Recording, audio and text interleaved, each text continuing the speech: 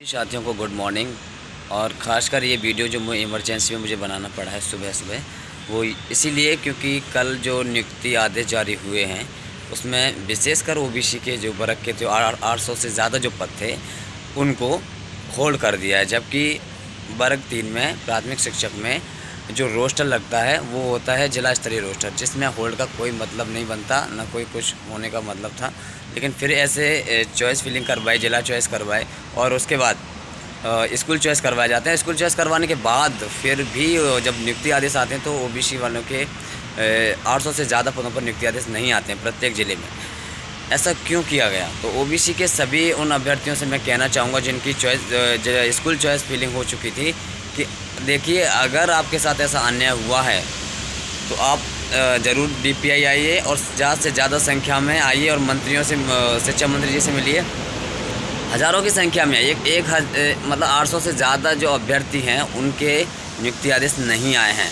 अगर ऐसा ओबीसी के साथ अन्याय हुआ है, विशेषकर क्योंकि बाकी कैटेगरी के जो मिनिमम थे उन सभी के जो आने थे, मतलब नियुक्ति आदेश वो सब किया गया, लेकिन विशेषकर ओबीसी की नहीं है। जबकि ओबीसी की संख्या 52% से ज़्यादा है। मैं अगर कोई मैं ओबीसी का सपोर्ट नहीं कर रहा, ओबीसी का जो अन्याय हो रहा है मैं उसके लिए कर रहा हूँ। क्योंकि ओबीसी के साथ इतनी जनसंख्या होने के बाद भी, इतनी पॉपुलेशन होने के बाद और मतलब नियुक्ति, अगर हम स्कूल चॉइस तक की बात करें तो स्कूल चॉइस तक उनके नाम दे दिए जाते हैं। लास्ट में होल्ड क्यों कर दिया जाता है या कोई कारण ही नहीं बताया गया है।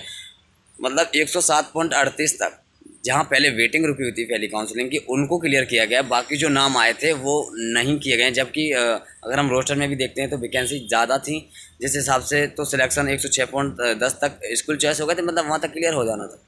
लेकिन नियुक्ति आदेश ही क्यों रोके गए? तो मैं सभी से, ओबीसी वाले अपने साथियों से यही कहना चाहूँगा कि आप अपने हक़ के लिए तो कम से कम आ जाइए। जब आपके नियुक्ति आदेश तक अटका दिए गए हैं, अब आप मतलब कैसे बिलीव कर सकते हो कि मेरी जॉब हो जाएगी, कि ये सब हो जाएगा? तो ओबीसी के जितने भी अभ्यर्थी जो अभी नियुक्ति आदेश उनके जारी नहीं किए गए हैं, आप 1-2 दिन में आके अपना सॉल्यूशन करवाइए, ठीक है। बाकी मैं एक बात और कहना चाहूँगा, जो पद वृद्धि की जो हमारी मांग है वो निरंतर जारी है और हम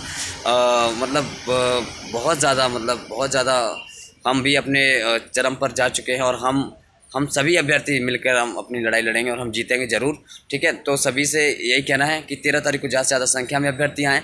और जो प्रयोगशाला शिक्षक के जो पद आते हैं उसमें जो प्रयोगशाला शिक्षक के भी जो लिस्ट आनी है उसमें भी ऐसा नहीं है कि सिर्फ ओबीसी के साथ अन्याय हो सकता है, प्रत्येक कैटेगरी के साथ अन्याय हो सकता है। क्योंकि उसमें सब्जेक्ट वाइज बांटेंगे तो बहुत कुछ गड़बड़ हो सकती है। तो सभी से मैं यही अनुरोध करना चाहूँगा कि 13 तारीख को ज़्यादा से ज़्यादा संख्या में आइए। 15 अगस्त के लिए शिवराज सिंह चौहान मामा जी जो 1 लाख पदों की बात करते हैं वो कहाँ से भरेंगे? तो सभी से मैं ये कहना चाहूँगा जो वेटिंग में हैं और जिन्हों को भी होल्ड या कुछ अलग कर दिया गया है, मतलब बहुत अन्याय किया गया है, तो उन सभी के लिए मैं ये कहना चाहूँगा कि आप 13 तारीख को भी आएँ। और जो विशेषकर ओबीसी के लिए जो अन्याय किया गया है, वो ओबीसी के जो 800 से ज़्यादा अभ्यर्थी हैं, वो सभी अभ्यर्थी अपने हक़ के लिए आएँ और उनको ये बोलें कि जब आपने चॉइस फिलिंग करवा ली, स्कूल चॉइस करवा लिए, तो अब हमारे लिए मतलब क्यों अन्याय किया गया, मतलब हमारी नियुक्ति आदेश जारी क्यों नहीं किए गए, क्यों रोके गए हमारे आदेश? तो सभी को जागरूक होने की ज़रूरत है। जब तक आप जागरूक नहीं होंगे, आपकी नियुक्तियां तक अटक चुकी हैं, ये मान लीजिए आपकी जॉब खा चुका है विभाग, ठीक है।